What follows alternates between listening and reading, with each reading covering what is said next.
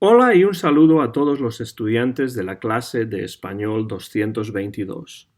Soy el profesor Antón García Fernández. En este video vamos a hablar de los mandatos con nosotros, that is, commands with the nosotros form. Commands and suggestions that you give to a group of people, including yourself. In English, this would be something like, let's do this, or let's not do that. In English, we normally have the form let's with a verb. Mandatos con nosotros. En español, usamos la forma de nosotros en el presente de subjuntivo. So we always use the present subjunctive for nosotros commands in the form of nosotros. And you have the examples there. Estudiemos para el examen. Let's study for the exam. Hagamos la tarea de español. Let's do the Spanish homework. Escribamos un correo electrónico. Let's write an email. Vayamos al cine. Let's go to the movies. As you can see, all of those verbs in red are in the present subjunctive, and we are using the nosotros form, the we form. Estudiemos, hagamos, escribamos, vayamos. That's how we convey a command or a suggestion to a group of people, including ourselves. Let's study, let's do, let's write, let's go. If you want to make it negative, you simply put no in front of the verb. No estudiemos para el examen. Let's not study for the exam. No hagamos la tarea de español. Let's not do the Spanish homework, although that's, of course, something that you should never do.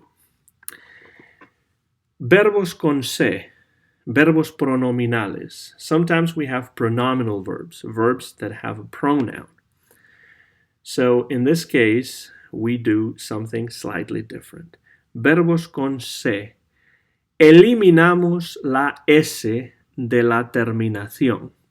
So the S that comes in the ending for nosotros, in the present subjunctive, we get rid of that S. Incluimos el pronombre nos. We have to attach the pronoun nos to the form of the verb. We attach it. It becomes part of the verb. Y ponemos un acento en la antepenúltima sílaba. So, because we are adding an extra syllable with this nos pronoun, we need to add an accent, which usually appears in the third from last vowel. Let's see some examples of that. Levantémonos temprano. The verb is levantarse, one of those verbs with pronouns. So, levantémonos, as you can see, the S is gone. We have nos attached to the verb and an accent on the E, which is the third from last vowel. Same thing happens in the other example underneath. Duchémonos por la mañana. El verbo es ducharse, to have a shower. Okay, so again, we get rid of the S in the ending. We attach the pronoun nos, and we put the accent on the third from last vowel. Duchémonos por la mañana. The translation for these two examples would be levantémonos temprano, let's get up early. Duchémonos por la mañana, let's have a shower in the morning. This is what happens when you have verbs with se and the sentence is positive.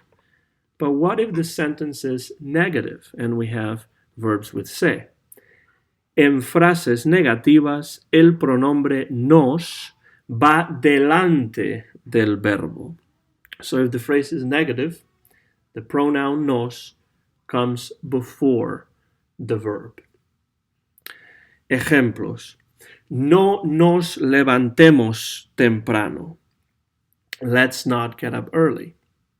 It is a negative sentence, so nos comes before the verb. It is not attached.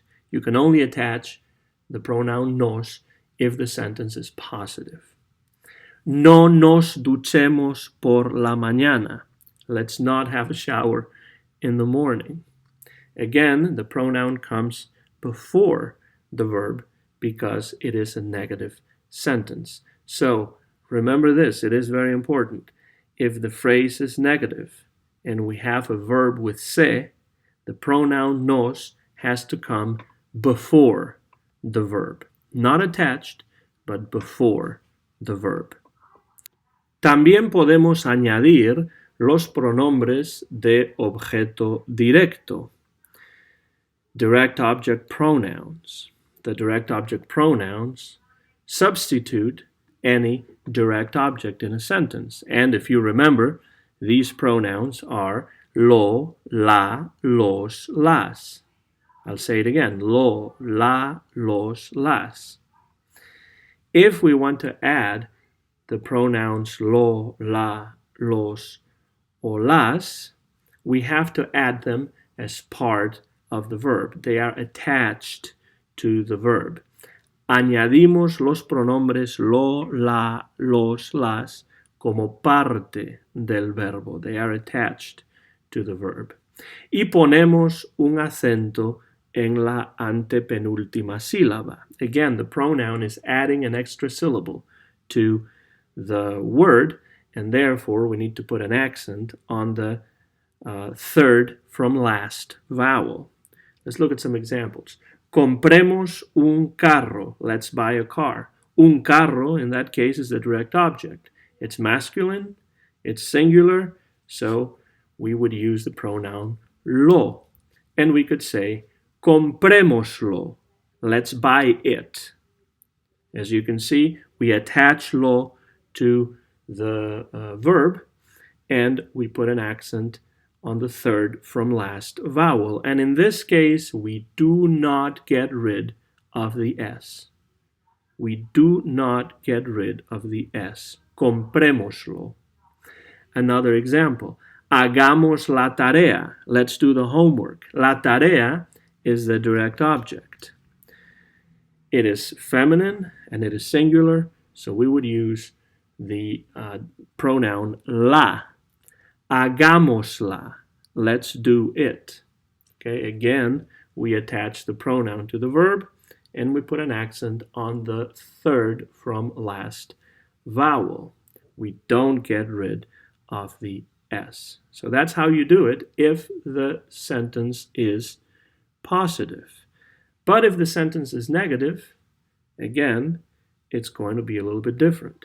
En frases negativas, el pronombre va antes del verbo. So you don't attach in negative phrases. The pronoun goes before the verb. No compremos un carro. Let's not buy a car. It is negative. Un carro, again, is the direct object. We substituted with lo. No lo compremos. In that case, because it's negative, lo comes before the verb. Same thing in the example below. No hagamos la tarea. Let's not do the homework. La tarea is the direct object. It is feminine and it is singular. We use the pronoun la, but because it's negative, we don't attach. It has to come before the verb. No la hagamos. Let's not do it. It is negative, and therefore you have to put the pronoun lo, la, los, las before the verb. Muchas gracias por su atención. Se despide el profesor Antón García Fernández.